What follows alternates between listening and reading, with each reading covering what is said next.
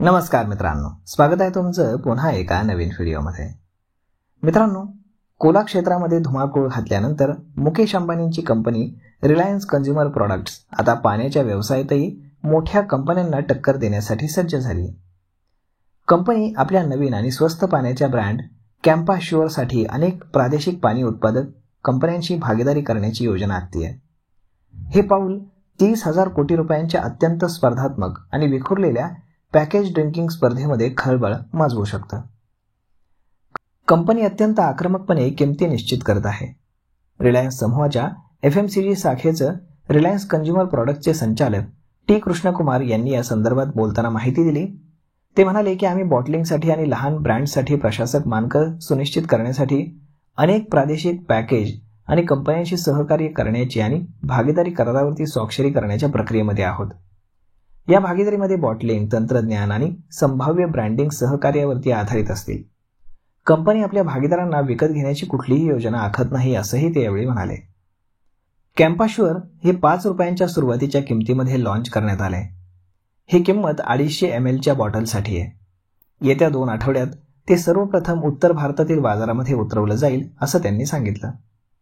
कॅम्पा शुअरचे मोठे पॅक सध्या मोठ्या कंपन्यांच्या तुलनेत 20 ते 30% स्वस्त आहेत। उदाहरणार्थ 1 लिटर कॅम्पा शुअरची बाटली ही 15 रुपयांना विकली जाते, तर बाजारपेठेतील मोठे खेळाडू जसे की बिस्लेरी, कोका कोलाची किनले आणि पेप्सिकोची ॲक्वाफिना यांची 1 लिटरची बाटली ही ते 20 रुपयांना विकतात। कॅम्पा शुअरच्या 2 लिटरच्या पॅकची किंमत 25 रुपये, तर प्रतिस्पर्धी कंपन्यांचे 2 लिटरचे पॅक हे 30 ते 35 रुपयांना मिळतात। यावरती उद्योग अधिकाऱ्यांचं म्हणणं असं आहे की बिस्लेरी, कोका कोला आणि पेप्सिको त्यांची बाजारपेठेतील हिस्सा कायम ठेवण्यासाठी पाण्याच्या ब्रँडिंग आणि ग्राहक प्रचार मोहिमा वाढवण्याची योजना आखत आहेत।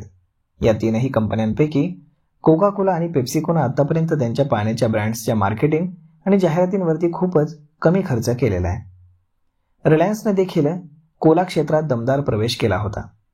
किमतीच्या बाबतीत कंपनीनं कोका कोला आणि पेप्सिकोला मोठं आव्हान दिलंय। कंपनी तीच रणनीती पाण्याच्या व्यवसायातही वापरणार आहे। रिलायन्सचं कॅम्पा सॉफ्ट ड्रिंक हे 200 ml च्या बाटलीसाठी 10 रुपयांमध्ये आणण्यात आलं होतं।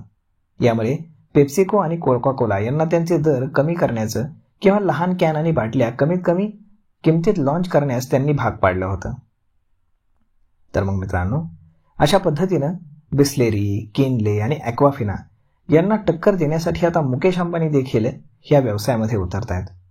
तर मग पाहूयात की आता रिलायन्स यामध्ये किती मोठ्या प्रमाणात तग धरणार ते। तर मग मित्रांनो, हा व्हिडिओ, ही माहिती तुम्हाला कशी वाटली? आणि जर आवडली असेल तर आपल्या जवळच्या मित्रमंडळींसोबत देखील हा व्हिडिओ तुम्ही शेअर करायला विसरू नका। धन्यवाद।